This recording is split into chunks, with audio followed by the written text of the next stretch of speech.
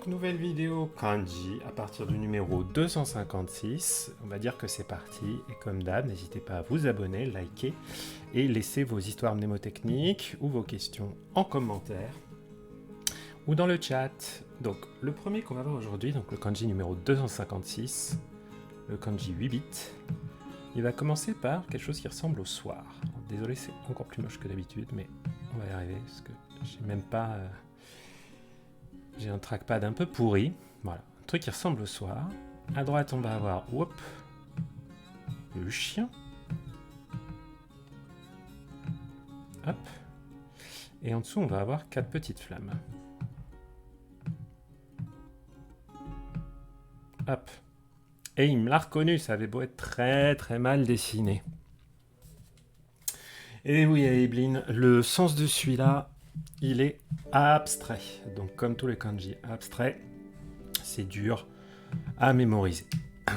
Mais quand vous commencez à apprendre du vocabulaire, vous dites « Ah, je le connais celui-là ». Tchoc. Ah oui, d'ailleurs, j'ai même pas de clavier japonais là-dessus, ça va être drôle à... si j'ai du mal à taper certains caractères, c'est pas... donc... oui, Kezako TV, d'habitude j'ai pas trop de problèmes, mais là c'est juste que comme j'ai dû changer d'ordinateur en cours de live, c'était un peu dur. Bref, donc celui-là, le mot-clé qu'a choisi Heisig, il nous aide pas, parce que c'est sort of thing. Une sorte de chose. Dans ce cas, well... Donc, il n'est pas évident. Moi, je pense souvent au fait que c'est le zen de zen ou de shizen. Hein, que ça décrit un peu l'état actuel des choses, les choses dans leur état actuel. Voilà. Un genre de choses, c'est très très... c'est très abstrait, donc il est un petit peu pénible celui-là. Toutes les lectures Kun, franchement...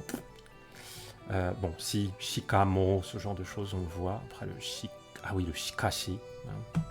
Mais ça, c'est vraiment pas des lectures courantes. Hein. Vraiment, là où on va le trouver, c'est surtout avec la lecture zen ou nen. Comme dans les mots... Attendez, je vais essayer de vous le mettre là. Voilà, shizen, la nature. Zen, pas du tout. Hein. Qui a pas, enfin, du tout ou pas du tout, hein, qui n'a pas toujours un sens purement négatif, zen. Attention.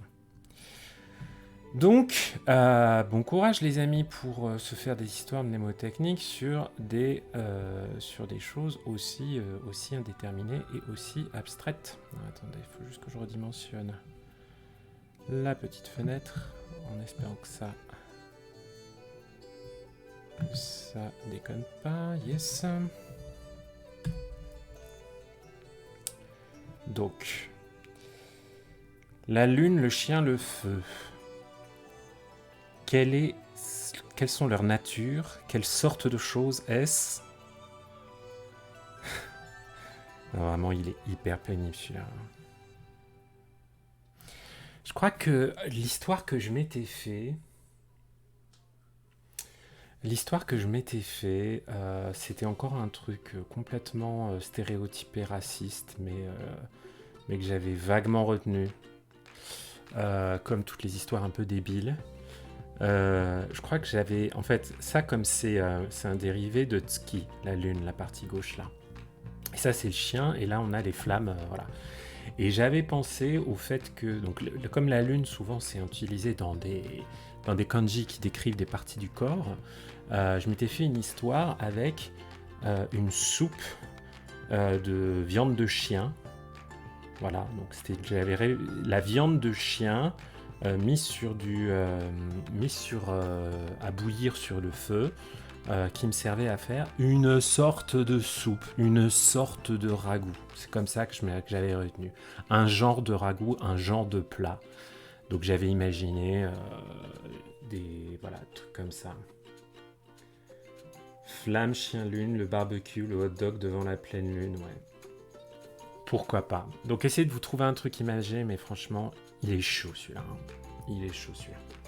Heureusement qu'on le voit souvent. Heureusement qu'on le voit dans des mots courants comme shizen, qu'on voit dans zen. tennen, ce genre de choses, parce que sinon il est pas évident. Voilà. Donc effectivement, ouais, dans ma tête, j'avais imaginé.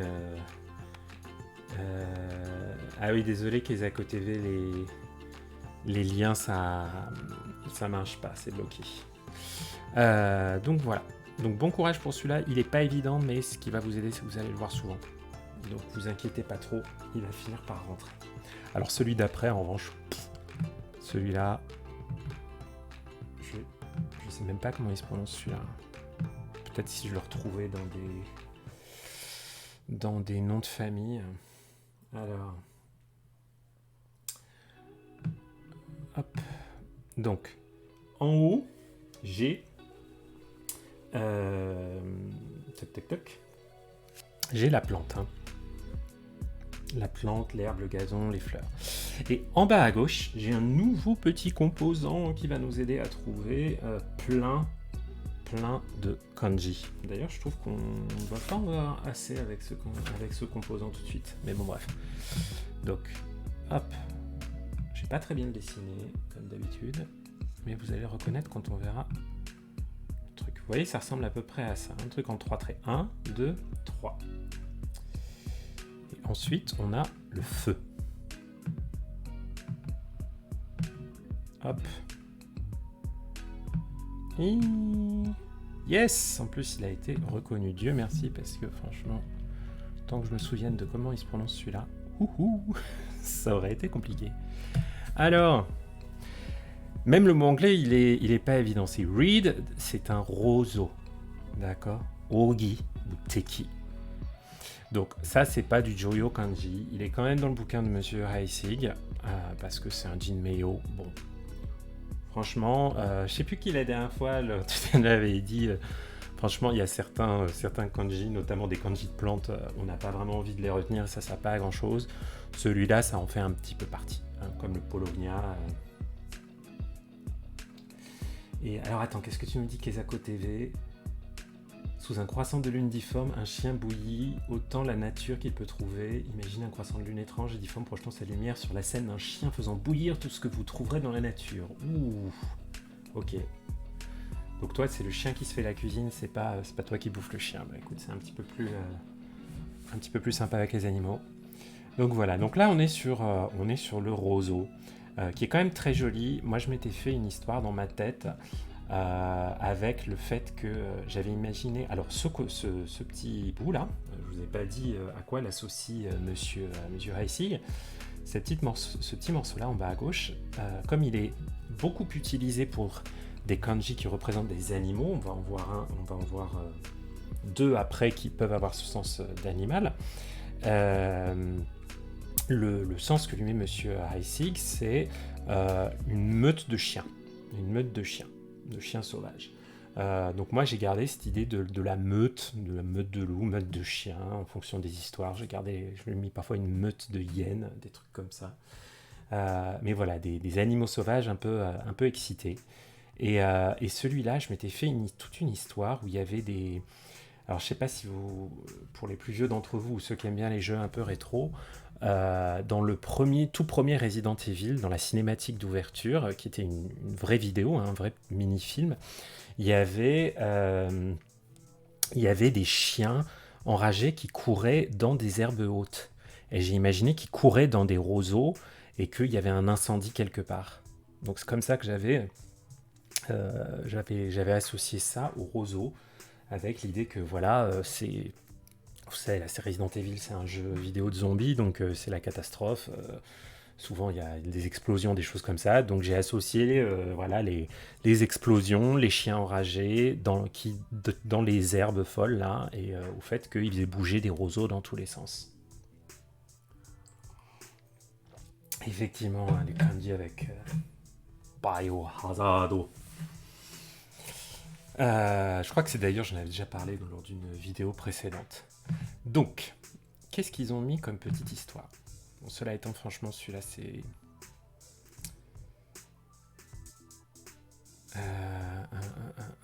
Alors lui, il a utilisé ce kanji-là que je connais pas, donc c'est un peu compliqué.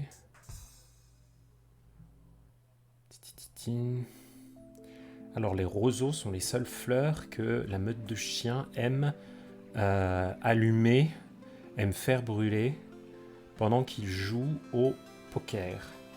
Ok, donc lui s'est imaginé une scène avec des chiens autour de la table qui fument des roseaux à la place des cigares. Donc les roseaux crament, ce qui fait de la fumée, pourquoi pas. Le roseau est une fleur qui ressemble à un hot dog. Ah oui, l'idée du chien chaud, de la meute de chiens qui brûle. Ça peut marcher, ça. Le chien chaud, le hot dog. Tu vois, Japan Kanke, les hot dogs, ça marche.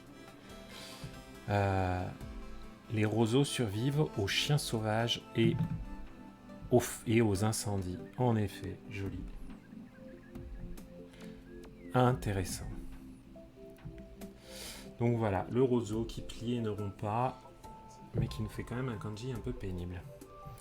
Alors, le suivant va continuer avec notre meute de chiens là. Hop. Petit à petit, je m'approprie un peu cet autre trackpad. Tchoc. Si je dessine pas très bien. Là, on va avoir le toit de la maison sur la droite. Et en dessous, la colle. Le fait de coller quelque chose. Si vous en souvenez, si vous vous souvenez des leçons précédentes, cette partie droite là, c'est mamoru, garder, surveiller. Et à gauche, on a la meute de chiens. Et là, c'est pas mal cette combinaison parce que on va pouvoir se faire des histoires assez facilement. Puisque ce caractère, c'est la chasse. Kari, ou le verbe karu, qui veut dire chasser. Donc, moi je trouve ça assez sympa, l'idée que on a des chiens de chasse là. On a notre meute de chiens un peu excitée là. Et l'idée de garder quelque chose. Donc vous pouvez plein d'histoires avec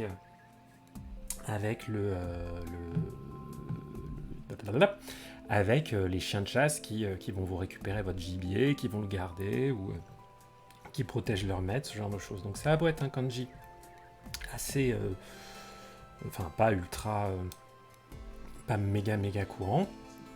On est sur du N1. Celui-là, je pense qu'il est carrément mémorisable. Et c'est vrai qu'il y a le verbe karu, prononciation on-shu, comme pour la partie droite. Je vous ai déjà dit, souvent des kanji qui ont une partie droite dominante identique ont souvent, mais pas toujours, des prononciations on similaires, donc le shu comme shubi, la protection. Et ah oui, c'est quoi le mot que tu as mis, Japan Kanke? Ah oui, c'est un festival de...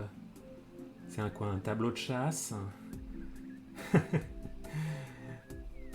Alors, Keizako, mes animaux ne peuvent pas se protéger, c'est pourquoi je chasse d'autres animaux à la place. Intéressant. Donc, qu'est-ce qu'ils nous ont mis comme autre histoire? La communauté de Kouhi. Voilà, quand vous chassez, apportez toujours des chiens sauvages comme vos gardes personnels. C'est pas mal ça. Une fois que la meute de chiens a chassé de la nourriture, elle va la protéger, elle va la garder férocement. Ça marche tout ça. Donc celui-là, je l'aime bien. Kyuriosai. Ah, dans FF9. J'avais cru FF10. Ah oui, ce Ryo, qui est un autre kanji pour la chasse, là, comme dans Ryoju, le fusil de chasse. Moi, je suis pas très bon chez chasse, donc je les vois pas méga souvent ceux-là, mais c'est pas grave. Et alors le suivant.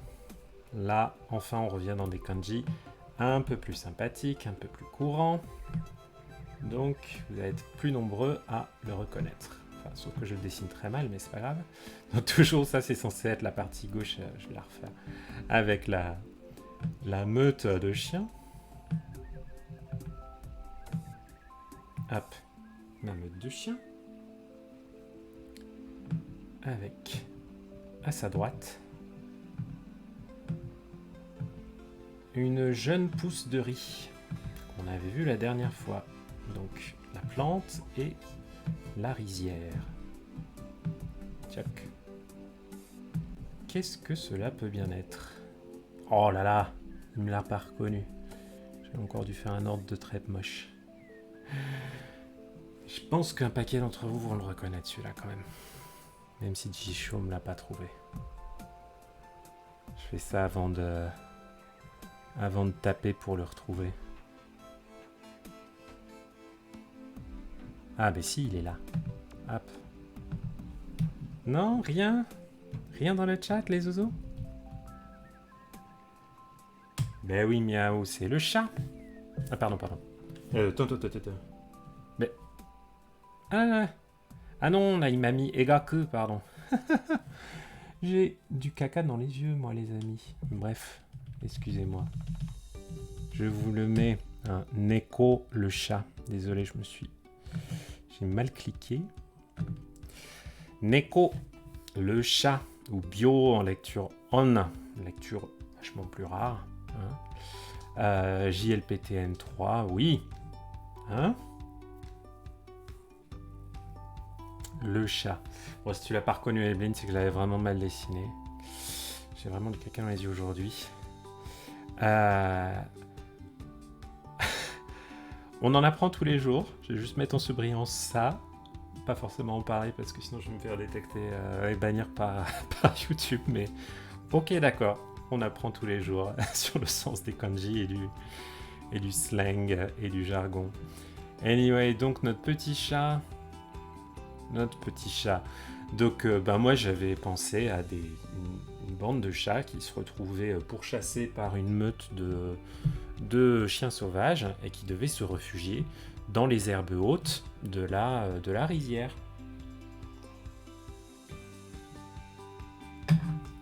Dans les herbes hautes de la rizière pour pas se faire dévorer. Voilà. Oui, Evelyn, tu dis le problème, tu l'as enregistré de façon graphique. C'est pas forcément un problème, hein. Dis-toi que ça se renforce mutuellement. Bien sûr, moi aussi, il y a certains kanji que je connaissais très bien. Tu vois, par exemple, Kikai, la machine, c'est des kanji assez compliqués. Je sais plus ce que c'est l'histoire que j'avais associée, mais c'est des kanji que je sais reconnaître. Donc, c'est pas trop grave. Hein, c'est pas trop grave. Dis-toi qu'en fait, c'est assez cool, parce que ça peut te faciliter le travail de mémorisation par ailleurs. Donc c'est bien. On va rester dans les animaux, même si là on va plus avoir la clé de la meute. Tchac. On va plutôt avoir... Hop. Oh là là, qu'est-ce que c'est moche ce que je fais. J'arrive pas à faire des traits droits. Hop. C'est très laid. Donc, hip. Voilà. Aussi simple qu'un canin, celui-là. 1, 2, 3, 4 traits. C'est pas la meute, c'est la c'est la vache.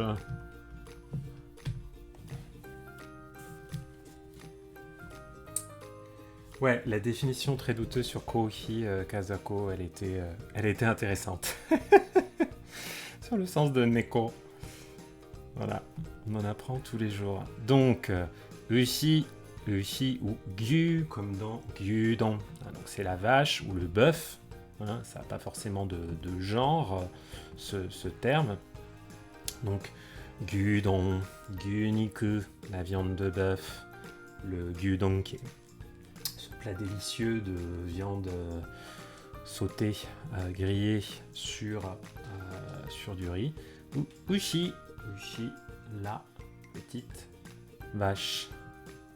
Donc celui-là, typiquement, à Evelyn, tu parlais du fait d'avoir certains kanji qu'on mémorise visuellement. Celui-là, je peux pas vous dire si je m'étais fait une histoire mnémotechnique.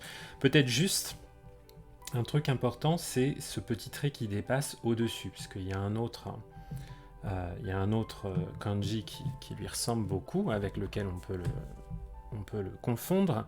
C'est le go là, que vous voyez à gauche, celui-là, qui veut dire midi ou qui veut aussi dire un cheval, le cheval du zodiaque, hein, si je dis pas, ouais, cheval du zodiaque chinois.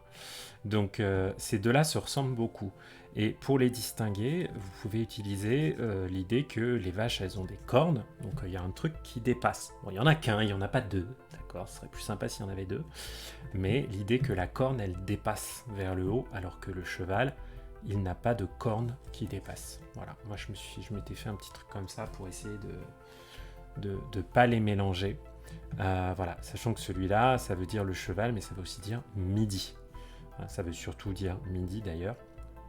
Mais voilà, c'est par rapport au zodiaque. Je suis pas du tout un expert du zodiaque chinois, mais je sais que ça a un rapport. Anyway, donc voilà. Franchement, celui-là, j'ai pas vraiment d'histoire mnémotechnique à vous recommander.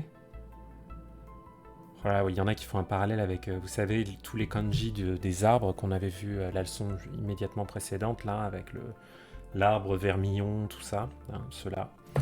Parce qu'effectivement, cette partie-là, toute la partie du haut ressemble, hein, il manque juste les deux traits là, tout en dessous. Mais bon, quand même, c'est pas évident. Mais d'un autre côté, celui-là, vous allez pas mal le voir. Et puis surtout, c'est une clé de lecture pour plein d'autres kanji. Donc, vous allez aussi vous y habituer. Le premier kanji qu'on va voir qui utilise cette clé-là. Donc, quand on le met en clé, ça va pas bien se voir parce que je dessine comme un pied. Le trait du dessous, il est oblique. Ok ? Il n'est pas droit, il est oblique. Pas obligé d'être aussi tordu que ça, mais faites-le oblique. Si vous le dessinez, vous n'êtes pas obligé de dessiner les kanji. C'est uniquement si ça vous fait plaisir, bien sûr. Mais ne comptez pas trop sur l'écriture manuscrite pour vous aider à mémoriser, puisque scoop, on est en 2022 et on fait pas beaucoup de communication via de l'écriture manuscrite. Donc ça veut dire spécial, spécialement. Il est sympa ce kanji parce que toku, c'est sa seule lecture. Oh, merci. Et donc la partie droite, oui, je ne l'ai pas dit en le dessinant, c'est le temple, Otera. Donc on a la vache et on a le temple. Et là, en vous disant ça, je me suis souvenu de mon histoire, mon moyen mnémotechnique que je m'étais fait. J'avais pensé aux vaches sacrées. Peut-être que c'est monsieur Haïsik qui m'y avait fait penser d'ailleurs. Oui, il avait mis tout ça. Les vaches sacrées en Inde. Donc, qu'est-ce que je voulais dire ? Merci Tokatsu pour le verre d'eau, là je suis plutôt au café. Mais oui, c'est vrai que les signes du zodiaque chinois nous servent une fois tous les 12 ans, t'as tout à fait raison.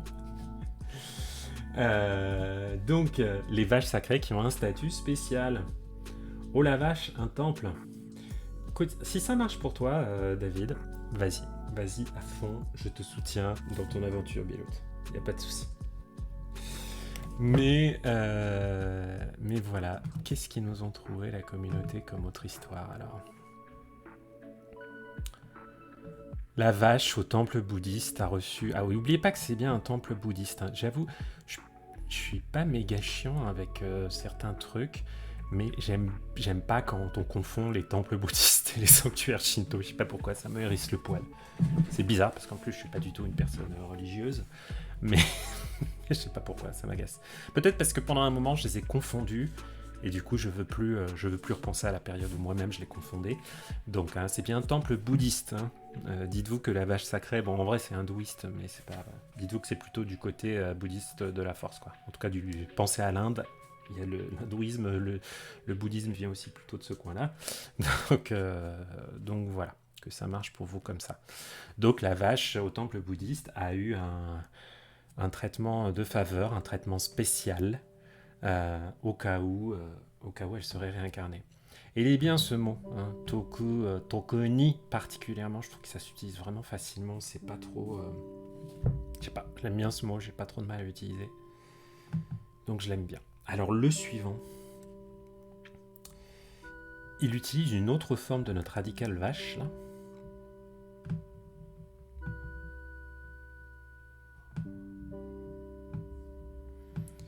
qui est... vous pouvez imaginer que c'est la vache assise, tchac, comme ça. Et en dessous, j'ai la bouche. Hop. Et il me l'a reconnu tout de suite. C'est... Oups.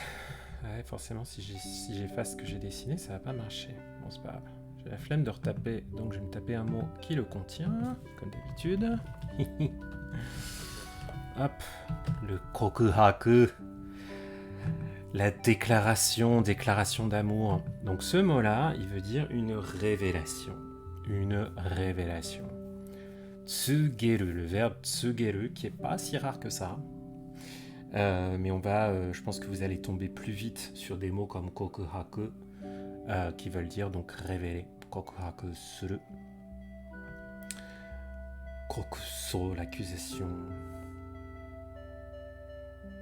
Et tsugeru, informer, transmettre un message, donner une information. Enfin, c'est pas vraiment transmettre, c'est plutôt tsugeru, mais voilà, tsugeru, révéler, dire. Et pour celui-là, je crois que j'avais fait appel à des vagues souvenirs que j'avais du roman Ichikyu Hachion de Murakami Haruki, que j'avais pas beaucoup aimé d'ailleurs. Je trouvais que c'était très très long pour pas beaucoup de substance. Mais dedans, il y a une histoire de personnages étranges qui sortent par la bouche d'une chèvre morte. Et donc j'ai pensé à une vache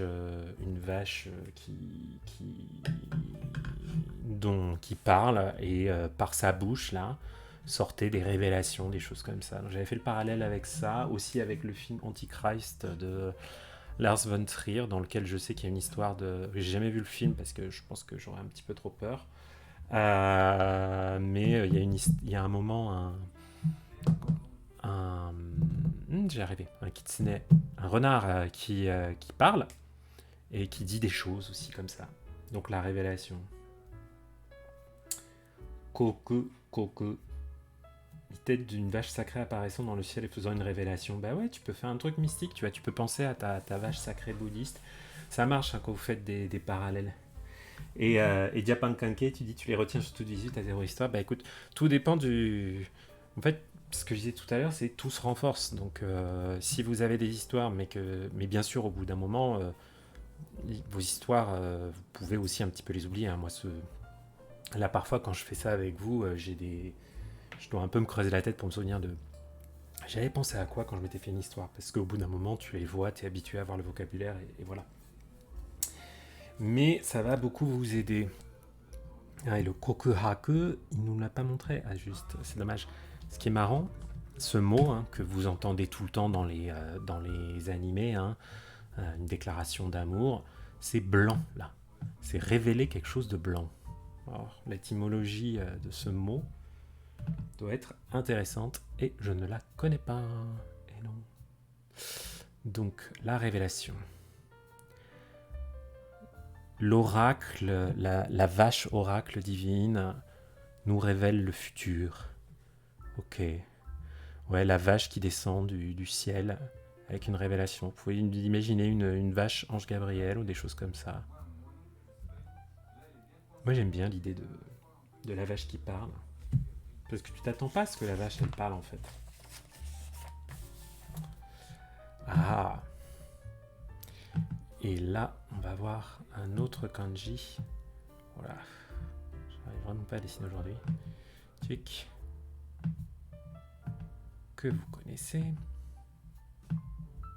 Hop, donc toujours avec notre vache, tête de vache. Et en dessous, j'ai deux petites jambes. Ouf, que j'ai très mal dessiné. J'ai même sauté pendant que je l'ai fait. Alors, c'est quoi ça? Saki, ou le sen de sensei, qui veut dire devant, avant. Donc, quelque chose qui est avant. Donc bon, là, on est sur... un kanji N5, c'est rare d'en voir, hein, parce qu'il y en a que 80, 100, quelque chose comme ça, qui sont typologisés comme étant N5. Il y en a très très peu. Donc bon, celui-là, pareil, c'est aussi un kanji qu'on voit tellement souvent que au bout d'un moment, quelle histoire on s'était mis pour le retenir, ça devient assez secondaire. Donc un saki, lecture kun, ou sen, comme le sen de sensei, le sen de senpai. Quelqu'un qui vient avant, qui précède.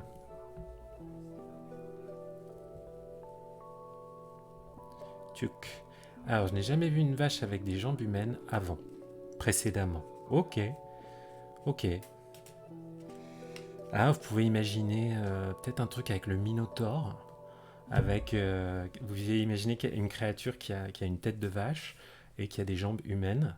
Et puis faire en sorte peut-être qu'elle court plus vite à la course que vous et que du coup elle vous devance, elle vous précède sur le chemin. Ou peut-être le fait que le Minotaure avait précédé Ariane dans le labyrinthe, ce genre de choses. C'est des choses qui peuvent... marcher. Bah ouais, effectivement, Shibod a mis ça.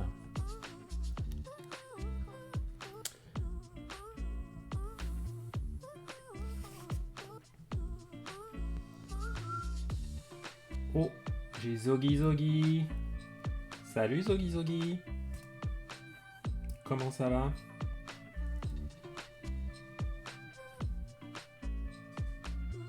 Merci pour la petite visite de groupe là.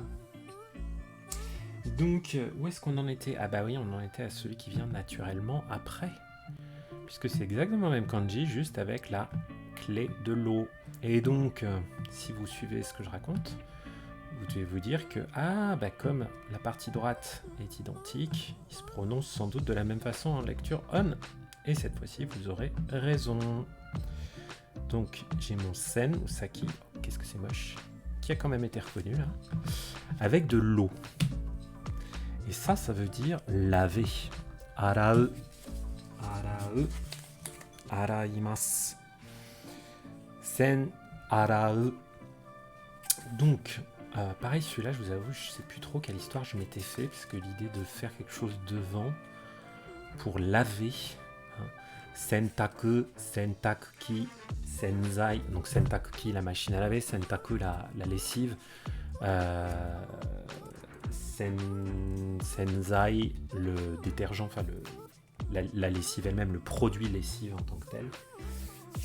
À Eblin, au Japon, on se lave avant le bain. Et oui, Zogi, c'est Kanji Day aujourd'hui. Vendredi, midi, Kanji. Au Japon, on se lave avant le bain, tout à fait. Ça marche, ça.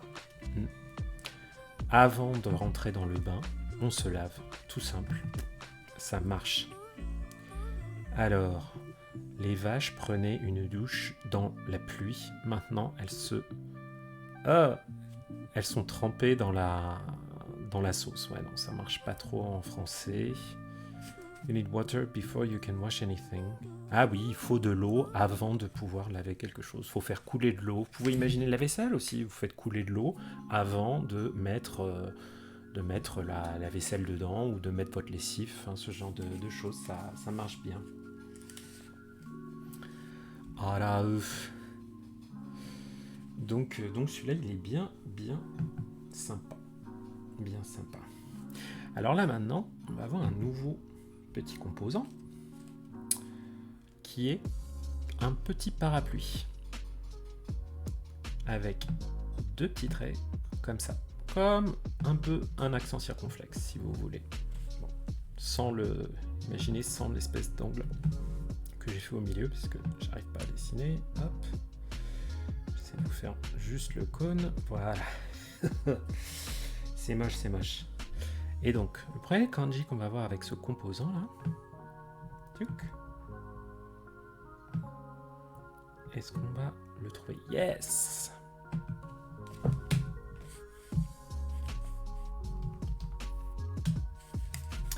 Donc, il n'est pas complètement évident à mémoriser parce que le sens que lui a mis M. Heissig, c'est jammed in, ça veut dire coincé dans quelque chose. Voilà, il y a l'idée d'une entremise, d'une médiation.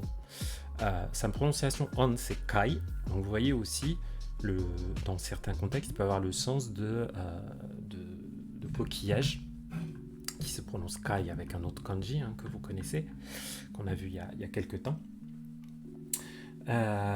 Bonjour Animanga Itadori, ohayo. Koshaimasu, ça marche pas complètement.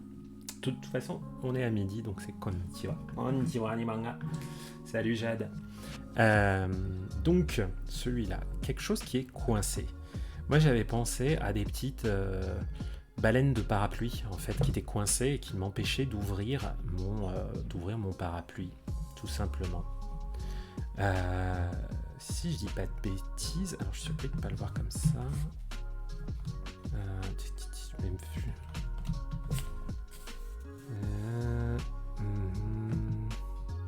Attendez. Non, effectivement. Ah, voilà. Vous voyez, parfois, vous le trouvez au son dans le prénom Daisuke. On le trouve très souvent. Donc, il y a la prononciation on, suke, qu'on voit aussi. Je suis surpris de ne pas le voir... prononciation kun, pardon. De ne pas le voir ici précisé quand il est utilisé dans les noms. Mais bon, bref. Alors, kaigo, soigner quelqu'un. Donc, un petit peu abstrait celui-là. Pas le plus simple à mémoriser. Alors, 2 personnes qui se sont coincées, qui se sont rassemblées sous un petit parapluie. Ok. Pas évident. Pas évident. C'est pas super convaincante les histoires là. Ouais, vous pouvez imaginer soit des personnes sous un parapluie, soit qui sont coincées dessous, peut-être parce qu'elles sont coincées à cause de la pluie qui est à côté, ou les baleines de parapluie qui sont coincées dedans et qui font que le parapluie s'ouvre pas. Moi, je trouve que celui-là, il marche bien parce qu'on a tous connu cette situation.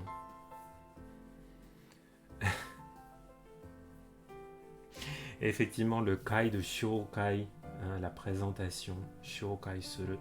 Jiko Shokai, premier mot de ma première leçon de japonais pour Aiblin. T'as refermé les bûchers tes kanas. Et oui, le Jiko Shokai, grande tradition, ça veut dire se présenter soi-même. Le suivant, qui utilise tout ce kanji dans sa partie inférieure, et lui ajoute une rizière. Hop.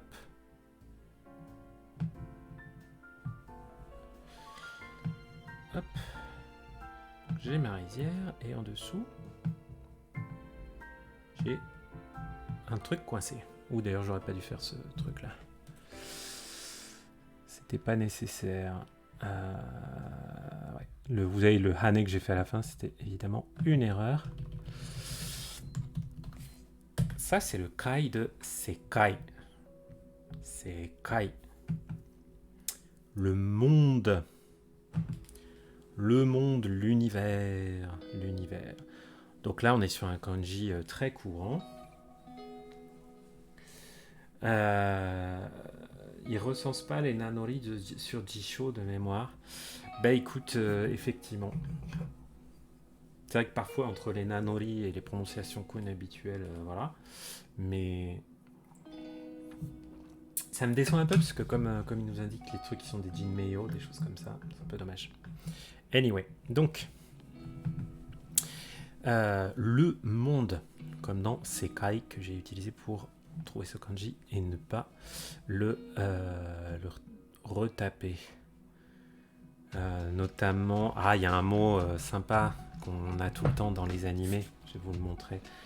Vous savez, quand on crée une barrière, c'est le kekkai, celui-là. Littéralement un monde qui est enfermé, qui est délimité par quelque chose. Le kekkai, si vous connaissez ce mot-là dans les mangas. Donc, décevant quand il n'y a qu'une seule lecture, j'accepte, bah ouais. Ah bah clairement, à Eblin, quand je dessine des choses avec... C'est même pas une souris, faut que je vous montre. Je vous explique pourquoi c'est à ce point pourri. C'est un trackpad à tout pourri sur un clavier 2 en 1. Au moins d'habitude, j'ai mon trackpad Apple qui me donne des résultats pas terribles, mais à peu près fluides. Là, c'est très très très très dur pour moi aujourd'hui. Mais c'est pas grave. Mais justement, le but, en fait, c'est vous prouver que c'est pas la peine de faire de la calligraphie.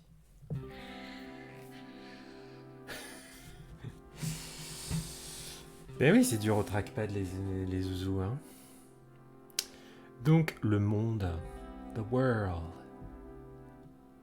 Sekai, comme le groupe Sekai no Owari, qui est en plus agaçant parce qu'ils mettent leur nom en romaji. Donc, vous ne même pas réviser votre kanji de Sekai avec le nom de ce groupe. Anyway, donc, franchement, je ne sais absolument plus quel moyen mnémotechnique je m'étais mis sur ce caractère. Ça m'échappe totalement. Parce que juste, je crois que je l'avais retenu visuellement. Donc on va regarder. Ah oui, c'est vrai que iSig, pour rendre plus facile ou plus visuel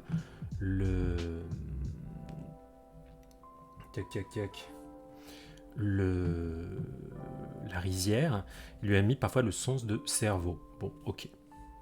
Si ça marche pour vous, c'est bien. Sinon, tant pis. Alors, si vous mettez toutes les personnes du monde dans une même rizière, elles seraient un peu serrées, elles seraient un peu toutes coincées les unes contre les autres. Ça peut marcher. Ça peut marcher. Vous pouvez éventuellement vous faire voilà, peut-être une idée avec le monde, ou peut-être se dire que pour des paysans de base de l'époque d'Edo au Japon, rester coincés toute la journée dans leur rizière, c'était le seul truc qui leur permettait de voir du monde, quelque chose comme ça. Ça peut éventuellement marcher. Donc ouais, vous pouvez peut-être penser au monde agricole, au monde des paysans, quelque chose comme ça. Peut-être que ça pourrait fonctionner. Allez, puis on va s'en voir un autre. Donc, là, on retourne du côté des plantes. En plus, je l'aime bien parce que celui-là, même si je vais très mal le dessiner, vous allez peut-être le reconnaître. Donc, j'ai ma clé du gazon, des fleurs. En dessous, j'ai mon parapluie avec la diagonale du fou, pour moi, la diagonale du affaire. Et en dessous, j'ai quelque chose qui ressemble au katakana ho. C'est en fait l'arbre, mais les traits là ne touchent pas ici. Oh, il m'a trouvé que c'était un 4. C'est quand même un peu un salopard là, Disho. Je sais que je dessine mal, mais quand même. C'est évidemment le T au tcha.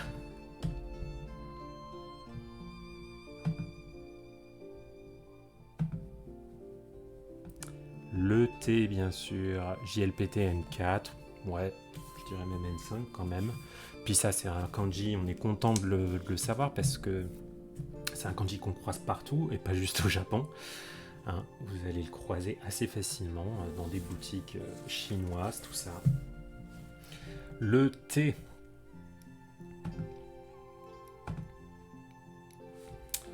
Donc pareil, celui-là aussi, comme c'était un kanji que je connaissais déjà avant de faire tout cet exercice, je m'étais pas forcément mis d'histoire, mais je trouve que comme il est, en plus je le trouve super joli celui-là, je trouve vachement équilibré, et donc vous pouvez vous imaginer une jolie petite scène dans un joli jardin asiatique avec des gens qui prennent le thé sous une ombrelle, vous pouvez imaginer voilà, dans un petit parc avec des fleurs, du gazon, des jolis petits arbres, des jolis petits sakura et des charmantes dames en kimono qui prennent le thé avec leurs petites ombrelles pour pas trop bronzer.